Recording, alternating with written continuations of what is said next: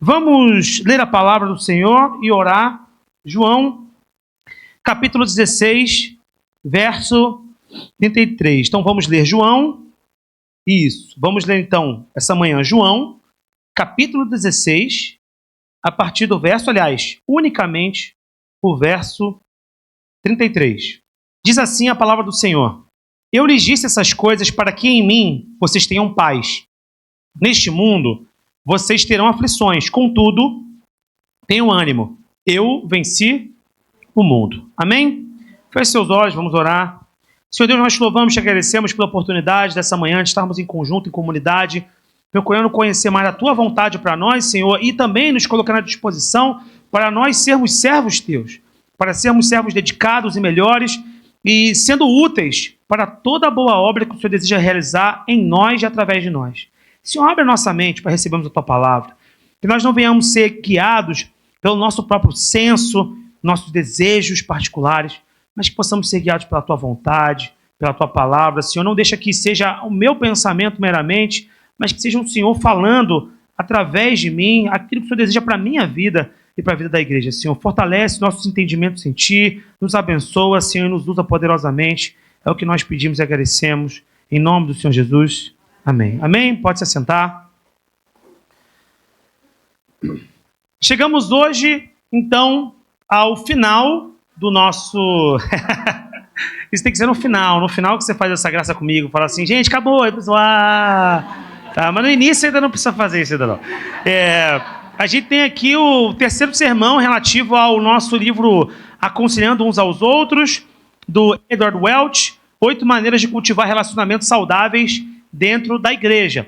Nós começamos no dia 8 essa série. A gente fez o capítulo 1 e 2 no primeiro dia, e já está disponível como pregação, inclusive. Não sei se os irmãos já viram, está disponível já a gravação. E nós, na semana passada, dia 15... Dia 15? Hoje é 22? Não, estou perdido. Foi 15... Que dia é hoje? Hoje é 25, né? 11, é verdade, pastor Alexandre. Obrigado, pastor Alexandre, sempre atento. Salve de palmas para o pastor Alexandre. Dia 11 a gente começou a série. Depois, dia 18, continuamos a série, domingo passado.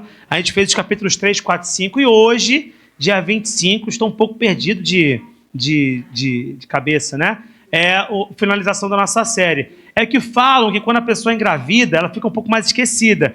Como eu sou um com a Isabela, às vezes acontece de dar uma esquecida assim. Mas é isso. Então hoje a gente parte para os capítulos 6, 7 e 8, que finalizam o nosso livro e que tocam em assuntos muito importantes. Aliás, naturalmente todo livro toca, mas hoje são assuntos especialmente importantes, na minha opinião, que dizem respeito a coisas muito sensíveis na vida de uma igreja. Nós começamos lendo o verso 33 do capítulo 16 de João, e eu repito o dizer dele, que diz assim: é Jesus falando diretamente com os discípulos, num contexto prévio à crucificação. Então ele está preparando eles para um momento muito importante, para um momento que nós diríamos que é áureo, que é o desfecho da trajetória de Jesus, que é a crucificação e a ressurreição, que naturalmente é uma coisa que os discípulos não têm muita clareza ainda sobre como vai acontecer e o que vai acontecer, mas Jesus deixa um recado para eles. E o recado é: eu lhes disse essas coisas para que em mim vocês tenham paz. Neste mundo vocês terão aflições, contudo, tenham ânimo, eu venci o mundo. O que é um texto que, no mínimo, gera uma contradição para nós em termos emocionais. Porque o texto fala para nós termos paz e teremos aflições. Geralmente, quando a gente pensa em paz, é a liberdade, né? Ou a possibilidade de não sofrer. Isso é paz para a nossa cabeça. Paz é a possibilidade de viver uma vida sem sofrimento, sem dores. Mas Jesus, ele traz um outro conceito: tenham paz, porque vocês vão ter aflições, mas a despeito das aflições, vocês vencerão. Veja, vocês não vencerão no sentido de não terem aflições, vencerão no sentido de que serão resilientes frente a elas. E essa é uma promessa de Jesus, tanto para os discípulos de modo imediato, porque eles todos seriam perseguidos por um Estado como o romano, e teriam que lidar com oposições, inclusive do seio judaico, de outras pessoas mais, mas também é uma palavra para nós, que chegamos a Cristo muitas vezes em função das nossas dificuldades. Somos convidados a uma igreja, porque estamos passando por uma luta, e alguém fala: vamos lá na igreja, vamos buscar o Senhor. E aí você chega na igreja e você descobre que algumas dificuldades continuarão com você. talvez não as mesmas, talvez não as de igual natureza, porque Cristo nos liberta do poder do pecado, a gente sabe disso, mas a gente vai ter outras questões. E isso faz a gente entender melhor e contextualizar a nossa fé. A nossa fé em Cristo não é uma fé que nos livra das provações e das dificuldades, mas é uma fé que nos habilita a vencer essas provações e dificuldades. É um cenário completamente diferente. E é por isso que o título desse capítulo 6 do livro Aconselhando uns aos Outros chama-se Converse sobre Sofrimento. E somos incentivados a tratar o sofrimento alheio de modo sério. E precisamos conversar sobre as nossas dores, uma vez que elas são uma realidade. As dores geralmente se impõem emocionalmente como os problemas mais urgentes com os quais devemos lidar, não é verdade? A gente acorda um dia e aí surge um problema. E esse problema gera sofrimento. De alguma maneira, aquilo dá o tom do nosso dia. Dá o tom da nossa vida, do nosso ritmo de existência. Por quê? Porque muitas vezes os problemas se impõem como uma realidade inegável, inescapável, com a qual nós temos que lidar. Mas é importante lembrar que, biblicamente, o sofrimento não é sinônimo de indisponibilidade de Deus. Então, não é porque temos um problema é que Deus não está presente ou não está disponível. Ora para ouvir o nosso clamor, ora para lutar em nosso favor. Deus pode, muitas vezes, nos ouvir e nos acalentar, dizendo, você precisa passar por isso. Ora, Deus pode virar e falar, sustenta um tempo que eu vou resolver. Ou então Deus pode falar, fique tranquilo, essa guerra é minha, eu resolvo. Mas como é que saberemos qual é a postura de Deus diante de cada um desses problemas? Apenas saberemos se o buscarmos, para entendermos qual que é o propósito de Deus com aquele sofrimento, com aquela questão específica. Às vezes a Bíblia pode parecer insuficiente para a gente diante de alguns problemas, porque alguns tópicos não são tratados na Bíblia. Quando eu falo que alguns tópicos não são tratados, eles não são nominalmente tratados, porque não eram questões e termos para aquela época. Por exemplo, palavras como, e que são muito contemporâneas, estão presentes em toda a sociedade, em todo lugar, como ansiedade, depressão, questões neuroatípicas, problemas psiquiátricos, não estão trabalhados com esses nomes na Bíblia. No entanto, mesmo que nós não consigamos ver essas terminologias ali, nós podemos, através de um trato sábio com a palavra de Deus e dialogando de modo sábio uns com os outros, buscar edificação mútua a partir desses textos. Porque, embora não tenha um nome específico da dor que nós sentimos, a palavra de Deus fala que teremos aflições. E aflições é um termo amplo que cobre todo tipo de sofrimento que nós temos nesse mundo. Então, embora a Bíblia não enderece diretamente o termo, talvez, que dialoga com a sua dor, ela endereça a realidade da dor. E isso para nós é o suficiente para saber que Deus está conosco. E nós nos aproximamos uns dos outros para tratar dessas dores e para ajudarmos uns aos outros nessas dores. E ao fazermos isso, nós percebemos pelo menos duas coisas. A primeira coisa que percebemos é que aflições não são... que aflições são singulares. Cada um sabe a dor que sente. E às vezes a gente quer fazer uma hierarquia de dores. E geralmente isso não dá muito certo. E você quer exemplo que nós fazemos isso constantemente? Às vezes a gente vê alguém famoso que alcançou o limite da sua carreira, seja através do mundo artístico, um ator, uma atriz, um cantor, cantora, um atleta. Entre os rapazes é muito comum essa fala do jogador de futebol. E a gente vira e fala assim, o cara está reclamando da vida, fala que tem problema, está triste. Com o dinheiro dele não dava assim. A gente geralmente coloca aquilo como absurdo. Quer dizer, como pode uma pessoa que chegou no limite da carreira, uma pessoa que conquistou tudo, que tem prêmios, que é reconhecido, que faz propaganda, que ganha dinheiro, que não falta nada materialmente, ter um vazio no seu coração ou algum sofrimento? Mas é possível. E a gente às vezes tende a diminuir a dor alheia porque entendemos que a nossa dor ou a dor de alguém no nosso lado é maior do que aquela. E geralmente trabalhar com a mesma régua para todo mundo não funciona. Porque senão a gente pode cair num lugar do tipo, fulano passou por isso e não morreu. Então eu passei por isso e estou vivo aqui. Eu não senti a mesma coisa. Mas eu já vi pessoas que tiveram o mesmo problema na mesma igreja, duas pessoas diferentes, e os efeitos sobre uma são diferentes dos efeitos sobre outra. Em uma pessoa, aquilo fez ela se movimentar para a vida. Falou, eu não posso paralisar. Isso não pode me travar. Isso aqui tem que ser uma oportunidade para me catapultar. Não é porque minha família falhou comigo, é que eu falharei com a minha futura geração. Então eu vou fazer algo por mim que não me fizeram, mas é importante que eu faça. E a pessoa usa aquilo como combustível. E a outra pessoa é paralisada pelas dores familiares. Muito parecidas as situações, mas os movimentos decorrentes são diferentes. Então não é útil para a pessoa que está sofrendo nós falarmos assim, poxa, mas fulano se movimentou.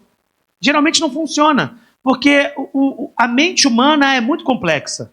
E como cada um sente as coisas é uma coisa muito particular. E Jesus entendia isso. Jesus lidava com os discípulos de modo muito particular. Ele fala com cada um deles e direciona cada um deles e não tem como dar a mesma ordem para cada um deles. Porque um deles no passado foi publicano e o outro era zelote. Eles têm sistemas operacionais, lugares de mundo, formas de resistir, rugosidade histórica diferente. Cada um deles tem trajetórias diferentes. Então cabe a nós valorizarmos a singularidade dessa dor. Quando eu falo valorizar a dor, não é dar força para a dor. É falar assim, eu levo a sério o seu problema. Porque senão a gente trata só adulto também como sério. Criança também tem problema. Às vezes o problema da criança é que ela está com dificuldade numa prova de matemática. Aí você vira e fala assim, isso é bobeira, eu sei fazer isso aqui, 2 mais 2 é 4, e sobe 3, e vai para 5 e tudo mais e tal, e vai e zaza e é isso aqui. Mas para ela é difícil. Ela está com dificuldade em matemática. Não cabe aos pais ou aos professores da escola aqui, das crianças, ou nós adultos, tratarmos como um problema pequeno. Às vezes crianças ficam incomodadas com coisas que nós não entendemos. Já vi crianças, às vezes, a gente brincar e a criança ficar super envergonhada. E cutuca o pai, a mãe, ou o tio, mãe, o pai, o tio, não faz isso. E você fala, que bobeira. Talvez para nós seja bobeira, mas talvez para aquela criança seja uma questão de exposição que ela não se sente bem tendo. Você percebe isso? Então, temos que tratar isso com singularidade. Então, aflições são singulares. Nós não devemos hierarquizá-las, mas talvez tentar entender como aquilo fere aquela pessoa dentro daquele contexto. Algumas pessoas são mais fortes, outras não são tão fortes assim. Ao mesmo tempo, aflições têm algo em comum. Embora sejam singulares, o fato é que ninguém está livre de aflição. Todo mundo sente um pouco de dor, de alguma coisa. Então, a postura correta é, sabendo que o meu irmão sente alguma dor, mesmo que a dor que eu sinta não seja igual a dele, eu entendo que como eu sinto dor e quero que levem a sério o meu sofrimento, eu vou tentar levar a sério o sofrimento da outra pessoa. E às vezes os sofrimentos são relativamente, como eu falei, bobos. Eu já vi gente, nós temos aqui um dentista, Dr. Hélio, foi meu dentista por muitos anos, me cobra de voltar lá, eu vou voltar, só não vou botar o aparelho, né? Estou fugindo do aparelho do Dr. Hélio, me perdoa. Mas dentista, eu já vi gente que não voltou ao dentista por anos, porque teve uma situação ruim, com uma extração de dente ou porque machucou. Em vez de virar e falar assim, larga de ser bobo, rapaz, vai logo. Talvez seja melhor falar assim, cara, mas vai ser diferente essa vez. Percebeu a abordagem?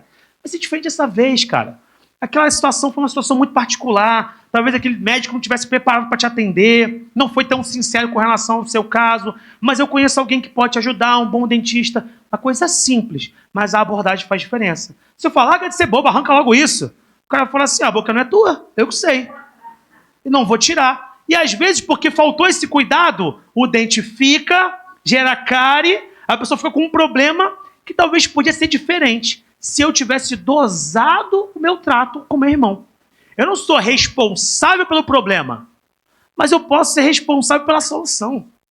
Eu não sou o criador do problema, mas eu posso ajudar na solução dele. Então isso é importante, porque eu tratei uma mera questão médica como algo que um diálogo talvez pudesse trazer uma luz, elucidar, gerar algumas questões. A verdade é que sabemos que todos sofrem com o mal no mundo, mas a palavra de Deus não é clara plenamente com relação por que vivemos num mundo passível de dor. Já pensou nisso? A Bíblia não explica por que Deus criou um mundo onde a dor é uma realidade possível. A Bíblia explica por que existe o mal moral. Ou seja, porque existe o mal moral porque nós somos livres. Como somos sujeitos livres, podemos produzir mal uns para os outros. Então existe o mal moral. Há explicações e tentativas bíblicas de tentar explicar o que a gente chama na teologia de teodiceia. Teodiceia é o campo da teologia que discute a existência do mal, ok? E o fato é que por que Deus faz um mundo onde o mal é possível? Onde a dor é possível? Onde afligir mal a alguém é possível? A Bíblia não é 100% clara com relação a isso. Algum dia entenderemos, certamente, no Senhor. Mas a verdade é que hoje não entendemos. Sabemos que no futuro, no Senhor, será diferente. Mas por algum motivo e algum propósito que está guardado ao coração de Deus, nós não sabemos, ele está lá. Em Jó temos pistas, mas não temos respostas. Quando termina o livro de Jó, a gente termina sem saber porque Deus permitiu mal para Jó. Percebeu isso? A gente já falou isso aqui numa pregação que eu falei, chamada Sofrimentos Desnecessários.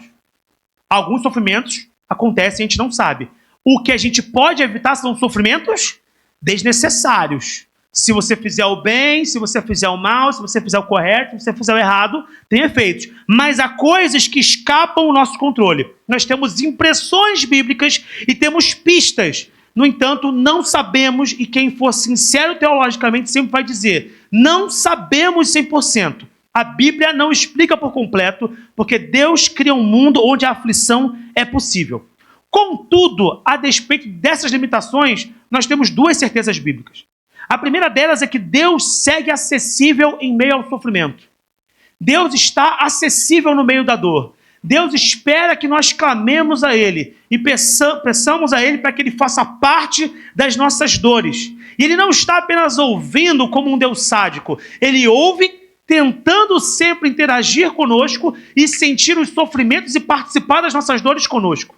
Ele participa das nossas alegrias e dos nossos sofrimentos. E a segunda coisa que nós podemos ter certeza que Deus sofreu por nós na pessoa de Jesus Cristo. Deus não apenas vê a história de fora e não participa dessa dor. Ele se fez homem, a figura do Filho de Deus, se fez homem e menos do que isso, servo, não apenas para nos ensinar a como agir, mas para participar dos nossos sofrimentos. Então o nosso Deus não poupou nem o seu Filho no seu plano de redenção. Ele não poupou o seu Filho de sofrer conosco e para nós, porque o castigo do mal moral que estava sobre nós, agora está sobre ele. Então ele participa dessas dores conosco, e é justamente porque Jesus participa das dores conosco, e que ele próprio, como Deus, confirmou que a vida seria difícil em algum sentido, e que nela nós padeceríamos de dores e sofrimentos, é que nós precisamos tratar uns dos outros com amor diante do sofrimento alheio. É porque isso é real, é que isso deve ser tratado de modo correto. A forma errada de tratar isso, e eu já falei isso numa outra pregação também, chamada O Perigo da Alegria, é a gente criar um evangelho meio dopaminérgico, assim. A gente chega na igreja e tudo é muito alegre, e não tem sofrimento nenhum, a vida é muito boa, e se você chora, o erro é seu, porque você está em pecado, ou porque você não está sentindo a presença de Deus. Não, a gente tem momentos sim de alegria, mas também tem vezes que tem que chorar e tem que sofrer, e faz parte. O evangelho não pode ser uma mentira. Ele não pode ser uma propaganda da Becel, sabe? De margarina, onde a vida é perfeita, onde a casa é funcional, né? Ou então uma cena de novela do Manuel Carlos, onde a pessoa acorda para ir para a clínica e dá 2 bicadas no suco de laranja. Ah, eu estou muito atrasada, eu preciso ir. E não come nada na mesa, o que me causa um incômodo profundo, né? A mesa cheia de comida, dá 2 bicadas no suco de laranja. Ah, avisa que eu tô indo pra clínica, tá? Que eu tô... Ah, não, hoje eu não vou, tô com a cabeça muito cheia, vou dar uma andada na rua. Aí vai andando como Helena na praia do Leblon. A vida não é assim. Os meus alunos costumam dizer, a vida não é esse morango, não. A vida não é esse morango. A vida tem questões, tem um problema mesmo. E a gente é lembrado sobre isso o tempo todo. Na palavra de Deus, o deserto não é só um lugar material, mas é uma ilustração também da realidade da vida. O deserto é o lugar onde nós somos levados para ser provados por Deus, ao muitas vezes sermos tentados pelo inimigo. Deus não nos tenta, ele nos prova. Mas o inimigo muitas vezes nos tenta em meio às nossas provações. E aí nós temos exemplos do Velho Testamento ao Novo Testamento da realidade do deserto. Você quer um exemplo disso? O povo de Deus, sendo liberto do Egito, foi levado ao deserto para chegar à Terra Prometida. Na sequência disso, Davi, o homem segundo o coração de Deus, que não significa que ele é perfeito, mas que ele é escolhido por Deus. Saul é o rei segundo o coração humano. Davi é o rei segundo o coração de Deus, é o escolhido por Deus. Sofreu e se escondeu num deserto após a morte de Samuel. Ele vai para um deserto. Ele vai sofrer num deserto. Jesus, que é o maior exemplo que nós temos, antes de começar o seu ministério, foi para o deserto. De igual maneira, meus irmãos, se o povo escolhido, se o rei segundo o coração ungido e se o Messias revelado tiveram desertos, você também terá alguns. Se o povo escolhido, se o rei segundo o coração daquele através do qual veio a linha para o Messias revelado, e o próprio Messias, os três grupos ou pessoas, passaram por aflições e passaram por desertos, saiba que você não é diferente, você passará também por algumas aflições. Ele é uma realidade. Contudo, há muito mais no deserto do que as meras aflições. Porque no deserto nós não estamos sozinhos, Deus está lá. Porque Deus, como eu falei, participa das nossas dores. E é por isso que nós devemos olhar os desertos uns dos outros e tentar nos compadecer e participar. E não apenas responder falando, eu tenho meus próprios problemas. Eu sei que você tem seus próprios problemas, também tenho os meus. Mas tente avaliar como você pode ser útil para benefício da superação das dores do seu irmão. Às vezes, uma palavra, uma oração, ou a sua mera existência como amigo pode recondicionar alguém das suas dores. Você pode ser a resposta da oração de alguém. Eu dei esse exemplo uma vez, que eu até falei que eu botei sob risco minha amizade quando eu fiz isso, né? Que o Alan tinha acabado de chegar na igreja, o Alan é magro hoje, mas o Alan passava fome na época, né? O Alan, coitado, Deus abençoe meu amigo, tá assistindo. O Alan, coitado, na capa do Batman, seco, o homem chegou na igreja, ele, os brinquinhos dele, né, garotão e tal. Eu aqui na igreja tocava no louvor dos jovens sozinho, uma guitarra azul. Os irmãos, imaginem eu tocando uma guitarra azul bebê, dançando para um lado e para o outro, cantando por todo lado. Eu aqui sozinho. Tinha Beck, aí a época era Vitória, Breno também, fazendo Beck, tá, beleza. E o Alan acabou ficando na igreja. E o Alan veio de uma igreja muito grande, assim, tinha muita estrutura. Então, a tendência é você imaginar, o cara não vai ficar, né? Assim, é um choque, né? A gente entende, é uma questão de cultura, de hábito, não é uma questão de pecado, você entende isso? Às vezes é uma adaptação, faz parte. E aí acabou que ele foi no nosso acampa jovem, na época. Na época o pastor Alexandre estava à frente da juventude. Então a gente foi no acampamento, o Alan foi, e aí eu estava com o violão e ela abaixo. E a gente fez o louvor, o violão embaixo, né?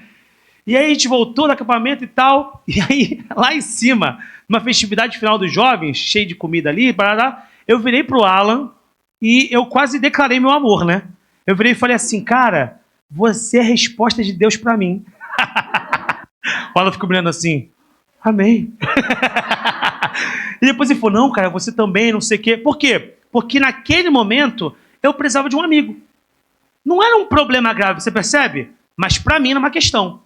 A minha ausência de pessoas com uma faixa etária parecida, que talvez estavam lidando com algum problema parecido com o meu e que pudesse dividir algumas cargas, e com quem eu não precisava ser mentor. Porque desde muito novo eu sempre também tive essa coisa de tentar ajudar, orientar e tal, e perceber que muitos meus relacionamentos, não por interesse meu, mas talvez porque eu fui ter, e eu não falo isso com nenhuma arrogância, eu fui ter uma mente meio que mais velha, muito novo. Tanto que quando ela me conhecia, eu falava, eu tenho 21. Pô, 21? Mas como é que é isso? Já está fazendo isso, aquilo, aquilo outro. Porque eu envelheci mais cedo para algumas coisas. E às vezes as relações eram muito de mentoria quase, sabe? É a mesma idade, mas a pessoa vivendo outra coisa. E o Alan acabou ocupando esse lugar. Hoje muitas outras pessoas aqui são meus amigos e ocupam esse lugar. Muitas pessoas são importantes para mim aqui. Mas para que hoje eu pudesse viver esse momento, eu precisei ter alguém lá atrás que me ajudou, tá entendendo? A me dar essa sensação de pertencimento. Era um tipo de sofrimento que Deus tratou com uma amizade. Às vezes a sua amizade é cura para alguém. Só você ser amigo da pessoa. Você precisa fazer coisa muito elaborada. Não precisa ser sofisticado. Deus faz no simples também. Seja amigo das pessoas. Saiba dosar os relacionamentos para contribuir e trazer vida para as pessoas. Agora, eu acho que cabe aqui um parênteses importante nesse capítulo, que é um capítulo central também, que é importante, antes de fechar esse tópico e ir para o próximo capítulo, saber dosar os seus sofrimentos em algum sentido. Veja, aquele que vê o sofrimento alheio tem que ser sensível ao sofrimento alheio. Mas você também tem que aprender a sofrer. Tem que fazer um esforço nesse sentido. O que é o esforço de aprender a sofrer? Saber dosar os sofrimentos reais. Às vezes, o que te faz sofrer não é de fato algo sofrido. Às vezes, é uma falta de manejo com sentimentos. E, portanto, você precisa aprender a se autodiscernir também. Para que você não fique atribuindo aos outros responsabilidades que, às vezes, um pequeno ajuste pode resolver. Veja, nesse tempo que eu tinha essa carência de amizade, eu não culpava ninguém. Eu administrava da melhor maneira, mas Deus também contemplou como amizade. Percebe isso? Então, às vezes, tem que saber manejar. E aqui eu escrevi uma historinha que eu acho que ilustra isso. A historinha é a seguinte. Um dia, uma pessoa, num culto qualquer, recebeu um pão de ceia levemente amassado. Estava aqui a ceia, alguém entregou um pão da ceia, o pão estava feinho, coitado. O pão estava um pouco amassado, não estava legal. Estava um pouco tortinho. Não sei se pegou um pouco da casca, não sei se não estava um quadrado perfeito como os demais, não estava um cubinho perfeito como os demais, ele estava um pouco amassado. E a pessoa, homem ou mulher, não designei aqui, pegou e ficou chateada com o diácono que entregava o pão da ceia. Mas o diácono, nada pôde fazer. Era o último pão disponível no cesto que ele carregava à ocasião. O oficial da igreja, o diácono, portanto, percebe o incômodo e até, de modo carinhoso, tentando não desconsiderar o sentimento do irmão, pede desculpas. Mas também reforça que, por outro lado, ao menos o momento da ceia estava preservado, porque a pessoa ainda podia ceiar. Tudo bem que era um pão um pouco borocochô, mas ainda era um pão e ainda cumpria a função social e espiritual de representar o corpo de Cristo naquele momento. A pessoa pega o pão, um pouco contrariada, toma a ceia e vai embora. Saindo do culto, ela leva consigo a certeza de que irá conversar com o pastor sobre isso. Como é que pode um pão da ceia ser servido amassado? Dizia ela consigo mesma. No dia seguinte, a pessoa envia uma mensagem ao pastor e pede um gabinete, sendo prontamente atendida, sem esclarecer a motivação, apenas dizendo que tinha um problema a conversar com o pastor. O motivo não foi designado, mas era notório pelo tom que devia ser algo sério. Marcação feita, passa o dia. Algumas horas foram mentalmente dedicadas para se pensar nesse problema. A pessoa que recebeu aquele pão ficava pensando em como falar do aspecto grotesco daquele pão, como ele não estava adequado à altura do corpo de Cristo e como aquilo era um problema social, estrutural na igreja do nosso tempo. E que aquilo refletia problemas muito maiores e que deveria ser tratado com a devida seriedade. Ficava pensando em quais textos bíblicos utilizar, fortalecer o seu argumento. A pessoa passou o dia pensando nisso e chegou à noite. O pastor e o membro ou membra do corpo se encontram na igreja para o gabinete. O pastor chegou um pouco esbaforido, os olhos um pouco abatidos de cansaço, mas o rosto preservava um largo sorriso. O pastor prontamente convida o interlocutor ou a interlocutora para se sentar. O aspecto do pastor intriga a pessoa e gera uma pergunta. Tá tudo bem, pastor? Como é que foi o dia do senhor? Ao que o pastor responde. Foi um pouco corrido. De manhã eu tive que atender meu primo, que está acometido de uma doença muito grave e está no hospital acamado, e isso me tomou algum tempo pela manhã. De tarde ia ser mais tranquilo hoje, mas eu recebi uma informação que um ar-condicionado do templo tinha queimado e eu precisava resolver isso antes do culto de amanhã, porque senão não teria como ter o culto adequadamente. Então eu vim para a igreja ver as instalações, mas não pude ficar muito tempo. Eu tive que visitar uma família, logo na sequência, cujo filho está dando alguns problemas com o consumo de drogas. Eles encontraram uma janela para o rapaz conversar comigo, coisa que ele resistia há algum tempo, e eu fui para lá correndo para não deixar essa chance escapar, porque ele decidiu conversar comigo. Saindo de lá, eu me comuniquei com algumas pessoas para me certificar que uma outra irmã, que é de uma outra família aqui da igreja, já tinha recebido a cesta básica dela desse mês. Só que quando eu fui procurar saber se ela tinha recebido a cesta básica, eu fiquei sabendo que o estrado da cama dela quebrou, porque o filho foi brincar na cama, ele pulou e o estrado quebrou, e aí eu precisei rapidamente acionar algumas pessoas da igreja para ver se eu conseguia uma cama para essa irmã, um estrado, para que ela pudesse dormir essa noite. E resolvemos, felizmente, mas quando vi, já estava em cima da hora e eu vim direto para cá. Saindo daqui, eu vou passar rapidinho uma loja de conveniência para comprar algo lá para casa. Minha filha pediu um amendoim, um pacote de bis. Eu vou lá comprar para ela, depois chego em casa e termino meu dia. Mas isso aí eu vejo depois. O importante agora é a gente conversar. Me diga, por gentileza, o que te traz aqui? Você havia me dito que algo muito sério precisava ser conversado. O que é, afinal? Sabe o que é, pastor? Eu só queria saber se o senhor precisava de alguma ajuda. Às vezes, uma coisa é muito pequena. E como a gente não tem perspectiva, a gente faz a coisa ficar muito grande. Você precisa ter sensibilidade. Talvez aquele pão da ceia mal cortado foi o erro de alguém. Mas não é tão grave. Às vezes uma fala com o diácono, poxa, diácono, depois tem como me arrumar na próxima ceia um pão mais bonitinho? O diácono vai falar, não, com certeza, eu vou resolver isso. Realmente foi uma desatenção aqui, uma coisa. Esse é um exemplo, pode ser outro. Às vezes o seu irmão errou uma nota no louvor. Às vezes eu esqueci de fechar uma ideia num parênteses que eu falei. Sabe, coisas assim. Às vezes uma coisa na sua casa que a sua esposa fez que não é tão grave assim. E você transformou uma coisa muito grande. Às vezes o seu filho fez uma coisa pequena, o seu esposo fez uma coisa pequena, e você transforma isso em uma coisa muito grande. É preciso também se discernir. É preciso saber também até que ponto alguns problemas são de fato problemas, percebe? Porque gente que sofre com tudo, na verdade, não sofre com absolutamente nada. Porque ela não sabe nem sofrer. Tudo é muito difícil, a vida fica muito complicada. E algumas indicações a partir disso podem ser dadas. A primeira é que é preciso aprender a dosar suas aflições de modo a não dar a elas mais peso ou poder do que lhes seja devido. Não dê aos problemas mais poder do que eles merecem. Se puder diminuir o poder de alguns problemas, diminua. O que é possível diminuir. Você entende isso? Você entende isso, irmãos? Entendem? Não estou em contradição com o que eu falei antes, mas aprenda a dosar. Segunda coisa, tenha autodiscernimento. Você de fato tem um problema ou você tem uma fonte geradora de atenção? Uma coisa que pode fazer os outros olharem para você e sentirem pena de você. Às vezes pode ser só um clamor por atenção. Pode ser uma carência. Isso tem que ser avaliado. Só cada um consegue fazer isso consigo. É cada um que pode se autodiscernir. Terceira coisa, não exponha suas frustrações ou falsas frustrações de modo irresponsável.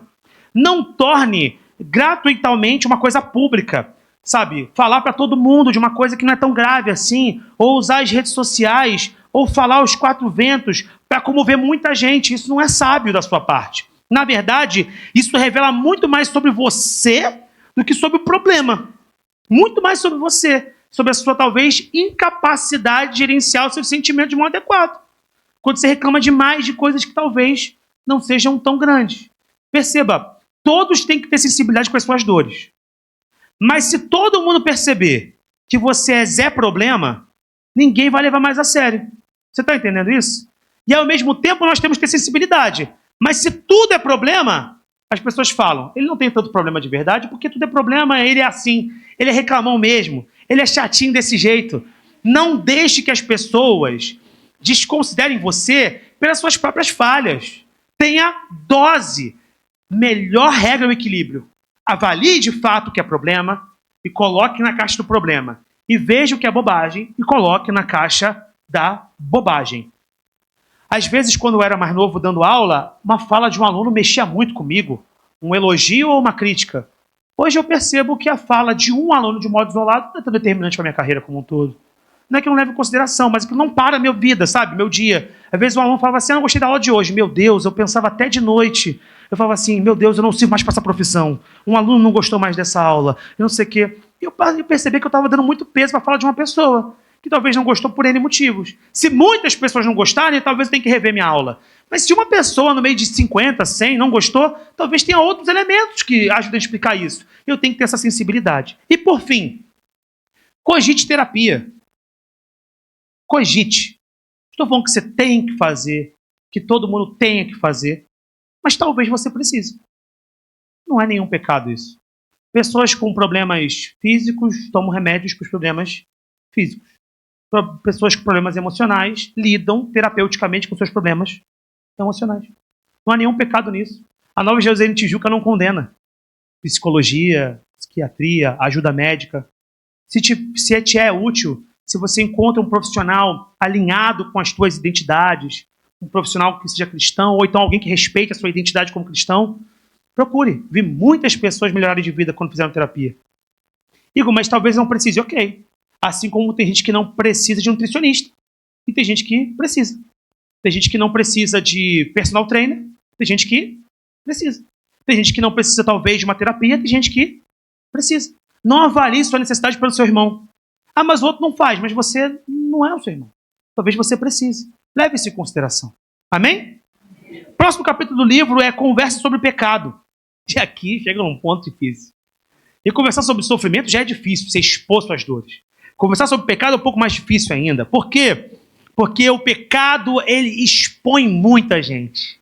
Ele deixa a gente muito frágil, porque ele rompe com a nossa projeção pública. Porque todo mundo aqui constrói uma imagem pública. Todo mundo. Não estou falando que você é falso, ok? Não estou falando que você é hipócrita. Mas todo mundo se produz. E igual eu não me produzo. Você vem para cá do jeito que você acorda? Todo mundo se produz. Uma imagem física e emocional. Tanto é que, às vezes, quem é casado, sabe como é que acontece isso? Às vezes, teve um problema ali, se irritou e tal. Agora, a briga, a gente vai ter que sair porque tem que fazer um negócio, tem que ir pro casamento do fulano. Tá bom. Sai. Isso não é um fingimento, uma hipocrisia, mas tipo assim, não dá pra chegar no casamento, mas você deixou a toalha, mas você também não trouxe o leite. Não é. Fulano tá entrando. Você precisa, né, botar aquilo em hold, não é isso? Ó, depois a gente conversa sobre isso. Não é ser hipócrita, é entender que no terreno público, isso não pertence às pessoas. Isso é normal, todo mundo faz isso, não é verdade? E nas suas redes sociais também. Eu já falei, falo para meus alunos assim, na rede social, eu falo com todo amor para meus alunos, mas eu falo, se você é feio na rede social, você é muito feio, porque na rede social ninguém é feio, não é? A rede social ajuda muito, porque na rede social você escolhe o ângulo que você quer. Porque antes, quando a gente era criança, chegava aquela foto da Kodak, tirou a tua foto, a foto que ficou, irmão. Tu tá assim, e ficou. A tua cara assim, eternizada no bolo assim. Acabou. Agora não, tira a foto, aí tu tem que tirar e mostrar pro grupo, né? Ah, não, tá bom não, tira outra. Aí, arruma o cabelo, tira outra. Até que fique bonito. Aí você bota o filtro, não é isso? Escolhe o ângulo certo, a legenda certa, e se você consegue não parecer inteligente ou bonito nesse cenário, nossa, meu Deus do céu. Porque é muita mão em cima da coisa. É muito detalhe que você vai construindo. Então é complicado. Todo mundo produz-se um pouco. Todo mundo vende alguma imagem pública. E todo mundo tenta se preservar das suas falhas. Isso é normal. Ninguém quer mostrar as dificuldades que tem. Mas, às vezes, é preciso pedir ajuda quando o pecado está te escravizando. Porque uma coisa é você ser um sujeito que lida com o pecado nesse mundo, porque você é um sujeito pecador. Recondicionado, regenerado, salvo, porém, ainda inclinado para a produção de maldade. Né? Eu já falei essa frase aqui, Lutero falou, quando me batizaram, eu achei que o meu velho homem tinha morrido nas águas do batismo. Descobri que o safado sabia nadar. Ele volta e tenta te prejudicar da sua maneira na sua vida. Você, às vezes, falha. Por quê? Porque, ao mesmo tempo, nós estamos livres da culpa do pecado. O nome disso é justificação, ok? Você está livre da culpa. Deus não te tem mais como culpado. Ele te tem como filho salvo em Cristo. Amém? Você é co-herdeiro de Cristo, co-herdeiro do Pai, melhor dizendo, em Cristo. Você está sendo liberto na sua vida do poder e influência do pecado. O nome disso é santificação. Você está sendo liberto. Você está desenvolvendo resiliência e força para vencer coisas que você não vencia antes. Está tendo uma crítica com relação a isso e está lutando no seu coração emocionalmente contra pecados que antes te aprisionavam. E um dia você viverá livre da presença do pecado. O pecado sequer será um horizonte possível. E o nome dessa fase é glorificação.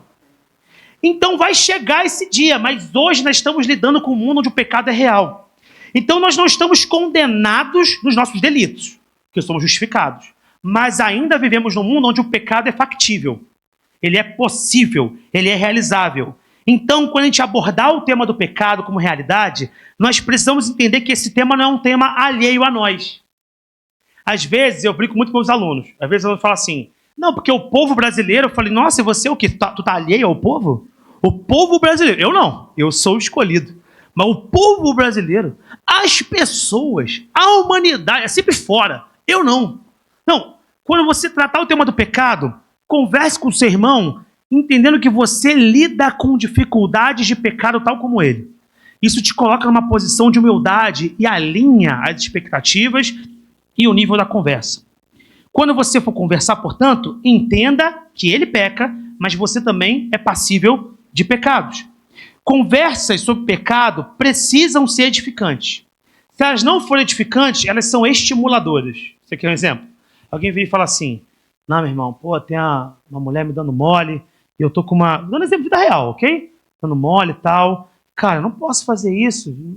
Tudo bem que eu tô solteiro, mas eu não posso, porque não é uma mulher que parece ser uma mulher que ama o Senhor, e eu acho que tem outras intenções. Aí conversa com um amigo, o amigo vira e fala assim, é mesmo? Como é que ela é? Que conversa é essa, cara? Como é que ela é, meu irmão? Bonitona? Não, vai não. Tem o telefone dela pra passar? Não ajudou. Você tem que virar e falar assim, não, cara, que isso? Resiste isso aí mesmo. Não vou, não. Para com esse papo, cara. Bloqueia esse número aí, entendeu? Às vezes o amigo quer saber mais. Ou então alguém chegou assim, minha vida no mundo era uma desgraça, não sei o quê. É mesmo? Conta, como é que era? Não, eu bebia muito, ia pra muita festa. Quem tá vendo tá salivando. É mesmo? Pô, maneiro. Tu pegava geral? Pegava geral. Caramba, cara. Mas que bom, né? Que Deus te livrou, né? Meio triste que, cara.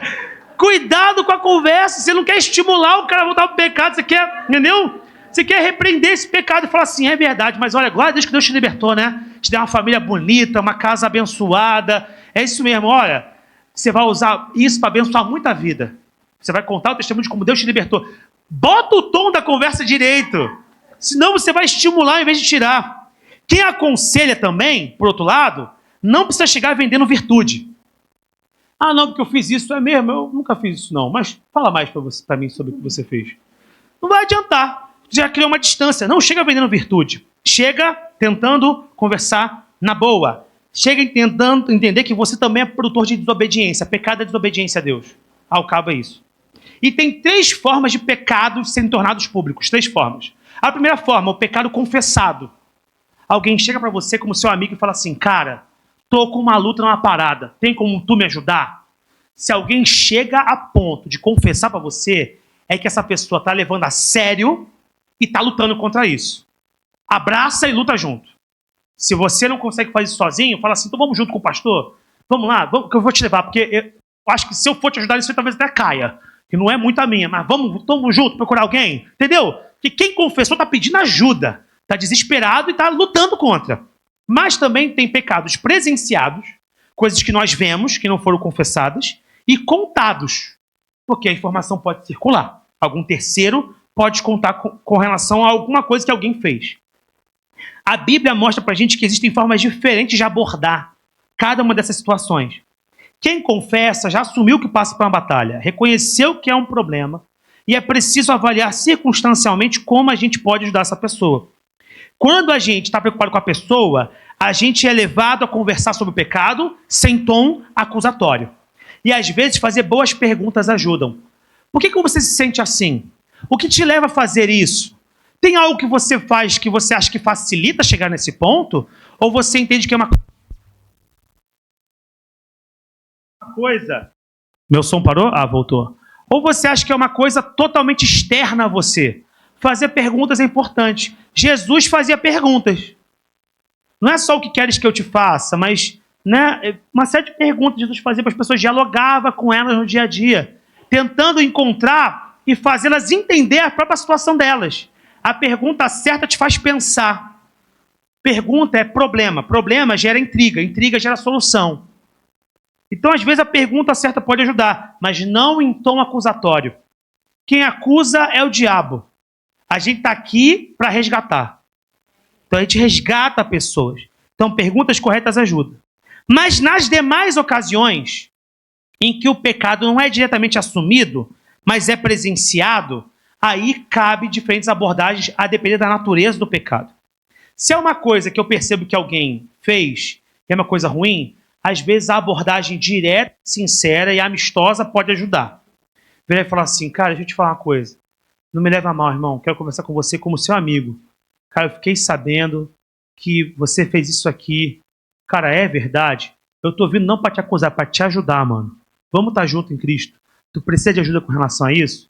Mano, eu sei que é ruim eu chegar pra você tendo visto isso, mas eu vi. E eu imagino que você sinta até vergonha de eu falar isso com você. Então você quer uma ajuda? Isso é uma coisa, ok? Alguém que tá uma falha. Agora, quando é um delito de natureza grave, pecado deliberado, mal intencionado, a Bíblia mostra pra gente como fazer. Sabe como é que ela mostra? Mateus 18. Mateus 18, a partir do verso 15, diz assim: se o seu irmão pecar contra você, vá e a sós com ele mostre o erro. Se ele o ouvir, você ganhou o seu irmão. Geralmente é coisa grave isso aqui. Você não vai chamar o irmão para conversar de uma coisa que foi... Pô, ele no futebol, bati no Mesquita, aí o Mesquita vira e fala, pô, qual é, meu irmão? Pô, qual é o quê? Daqui a pouco acabou o futebol, pô, Mesquita, foi mal e tal. Não vai precisar chegar a ponto de ele falar assim, não, vamos conversar, tomar um café. Talvez não precise chegar nisso, às vezes ele mesmo se resolve, né? Tá, resolveu. Agora, se ele chega a ponto de chamar para um café, quer dizer que talvez eu tenha ofendido ele na honra dele de alguma maneira. Eu falei uma coisa pública que o envergonhou. Aí ele fala, pô, o cara vacilou. Então eu falei nas costas dele uma coisa que o envergonhou. Aí ele vai me chamar. Então ele vai a sós. Caramba, ele se preocupou comigo, uma coisa que eu fiz. Mas ele continua. Mas se ele não ouvir, ele insistiu. E às vezes pode ser uma coisa mais grave. Leve consigo mais um ou dois outros, de modo que qualquer acusação seja confirmada pelo depoimento de 2 ou 3 testemunhas. Engraçado, Jesus fala assim, leva 1 ou 2 para ter 2 ou 3 testemunhas, porque você é uma das 3. Então é você, mais outros 2, testemunhas do que o outro falou. E eu já vi várias situações onde isso foi importante. De ter alguém para poder falar assim, ó, não foi bem isso que falou não, tá? Você está criando uma retórica tua. Porque entre o que eu falo e o que o outro escuta tem distância. E alguém para poder bater ali pode ser importante. Então, testemunhas. Legal. Se ele se recusar a ouvi-los, não errei não, todo mundo que está errado, eu estou certo, não sei o quê. Olha só, isso é Jesus falando, tá? Conte à igreja. A gente não chega a fazer isso hoje em dia, mas é uma orientação de Jesus. A da gravidade do problema do pecado. Porque pecado não tratado traz destruição para o arraial de Deus. Quando Acã pecou fazendo o que não deveria fazer, no contexto social do antigo Israel, ele e a família foram executados. Não é a realidade do Novo Testamento, não é a realidade dessa nova aliança, mas na velha aliança, a gravidade do pecado gera morte física. Você está entendendo o peso disso? A morte real, concreta, não só espiritual, física. Aí, beleza. Se ele se recusar a ouvi-los, conte à igreja. Se ele se recusar a ouvir também a igreja, quer dizer, os irmãos estão falando, cara, preste atenção. O pastor está falando, preste atenção. Trate-o como um pagão ou publicano. Ele não é irmão. Se ele não consegue ver o tamanho do mal que ele faz, ele é publicano, ele é pagão, ele é outra coisa. Digo-lhes a verdade. Aí aqui vem um texto que é muito mal interpretado no nível de igrejas, né? Digo-lhes a verdade. Tudo que vocês ligarem na terra será ligado no céu. E tudo que vocês desligarem na terra terá sido desligado no céu. Deus não está falando assim, senhor, estou ligando um carro zero aqui, hein? Plau! Liga no céu. Não é isso que Deus está falando. Está falando de relacionamento espiritual. Se eu falar, esse não é irmão, a comunidade percebeu que é lobo, não está ligado no céu. Esse é o peso da comunidade. Você está entendendo isso? Esse é o peso. Se a comunidade fala, isso aqui é joio, todo mundo que é trigo está falando, é joio, no céu confirma, é joio. Tu entendeu o peso disso? Não sei o que eu estou falando não, tá? É Jesus que está falando, não é minha opinião. Minha opinião não tem valor nenhum aqui. O que vale é a Bíblia. Está falando isso pra gente. Se alguém é lobo, e a igreja fala, é lobo, no céu fala, é lobo. Porque a comunidade viu que é um lobo, identificou. Isso é sério. Aí vem um segundo trecho que o pessoal não interpreta direito também. Também digo que se 2 de vocês concordarem na terra em qualquer assunto sobre o qual pedirem, isso lhes será feito por meu Pai que está nos céus. Pois onde se reunirem 2 ou 3 em meu nome, ali estou no meio deles. A gente usa isso, e veja, novamente, não é nenhum problema a gente usar também, tá? Não é um pecado. Falar assim, não, vamos começar o culto essa noite, porque onde 2 ou 3 estiverem reunidos, ou então, isso aqui vira muito mote do culto vazio, né? Olha, nós somos poucos. Mas hoje tem 2 ou 3, né, meus irmãos? Vira um mote do culto vazio. Mas, gente, não é isso que Deus está falando. Está falando assim, ó, se essas testemunhas, 2 ou 3, decidirem algo, é como se fosse assim, eles são meus embaixadores. O que eles estão falando tem peso. É isso que Jesus está falando. Se 2 ou 3 estão falando, ó, é lobo, pode saber, Deus está nessa coisa de falar que é lobo também. É isso que a Bíblia está falando. Ou seja, quando eu falo munido de revelação, junto com outros que tiveram o mesmo discernimento, aquilo que eu falo é escrito por Deus. É como se Deus falasse assim, pode falar que tem a minha assinatura também. Eu não estou aí diretamente, fisicamente, mas estou aqui no céu.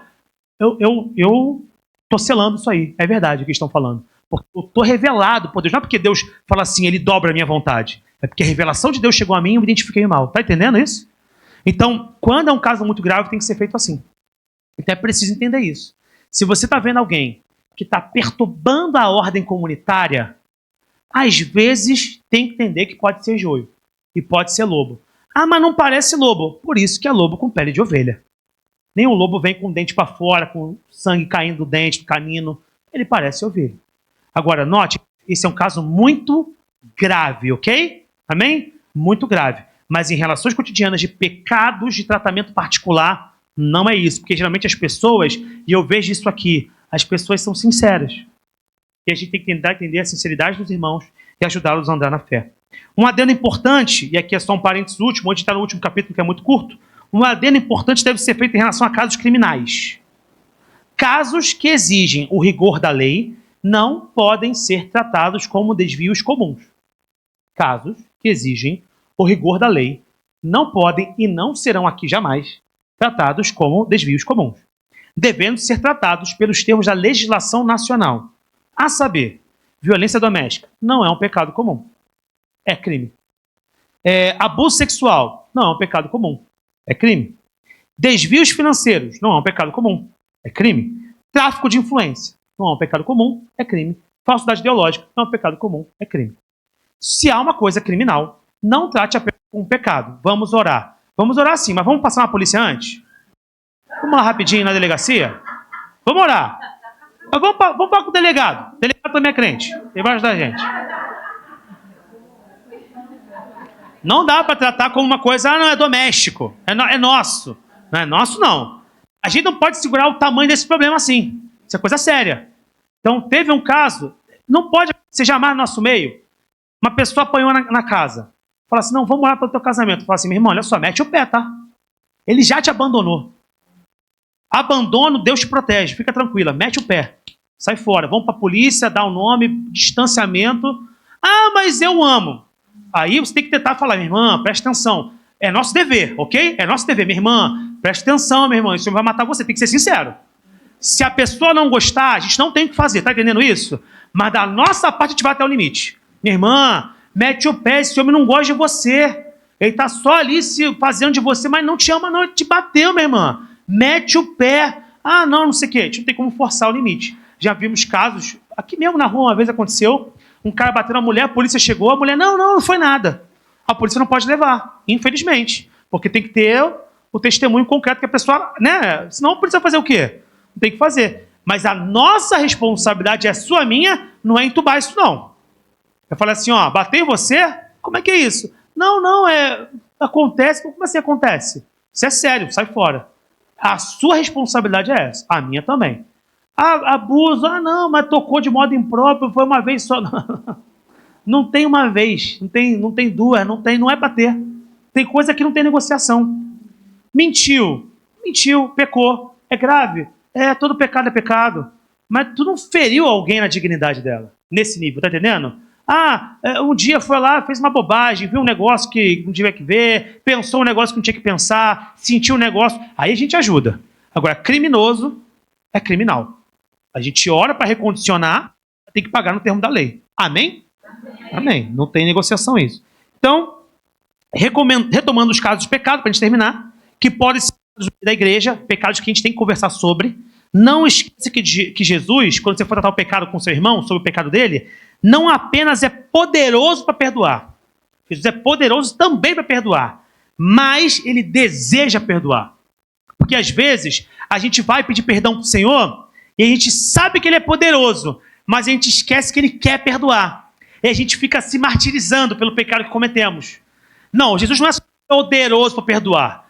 Ele não é poderoso jogando na cara, te perdoei, hein? Não, ele é poderoso e quer te perdoar. Ele deseja te perdoar. Então, quando fizer isso e tiver ajuda do seu irmão na luta contra o seu pecado, primeiro, não se isole em culpa.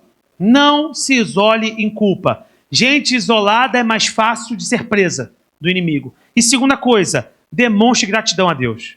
Fala assim, Senhor, eu ainda não estou sentindo paz, porque eu sei que pequei e minha mente luta contra mim. Mas eu quero ser grato a Ti, porque eu sei que o Teu favor me alcançou. Começa a falar gratidão, Senhor. O Teu favor me alcançou. Eu te agradeço. Eu ainda não estou sentindo, mas eu sei que eu não sou guiado pelo que eu sinto, mas pelo que eu sei. Eu sei que o Senhor me ama e em algum momento a Tua presença vai me tomar e eu vou conseguir andar e seguir adiante. Muito obrigado, Jesus, pelo que o Senhor fez na minha vida, que o Senhor há de continuar fazendo. Me ajuda a vencer o pecado, em nome de Jesus. Amém. Amém? E o último capítulo, para a gente poder fechar. Lembre-se e reflita. É um capítulo só de retomada. E aqui ele diz o seguinte para a gente. Ao aplicarmos tudo isso sou eu falando, daqui a pouco é ele que vai falar alguma coisa. Ao aplicarmos tudo isso que discutimos no decurso das últimas 3 semanas, né, essas outras 2, estaremos contribuindo, segundo o autor, para a unidade e proteção da Igreja de Cristo. É que abre aspas para nós terminarmos uma frase dele. Para edificar a Igreja, Deus usa pessoas comuns, com conversas mais sábias, espontâneas e dependentes de Deus. Essas conversas não dependem de nosso brilhantismo para se revelar úteis. Elas dependem de Jesus, de seu poder, de nossa fraqueza e de nossa humilde resposta a Ele. Na página seguinte ele termina falando, isso é a igreja trabalhando em conjunto. Você foi chamado para aconselhar e para se engajar de modo saudável com seu irmão. Não abra mão desse dever, que também é um direito. É um prazer viver em paz uns com os outros. É um prazer ter irmãos que andam com você na sua luta diária, com quem você vai dividir a sua vida. Não veja isso como peso, veja como uma grande oportunidade de termos como usufruto comum o tesouro que é Cristo e termos uns aos outros como o tesouro que Deus nos dá também para viver nessa terra. Amém? Vamos ficar de pé para orar?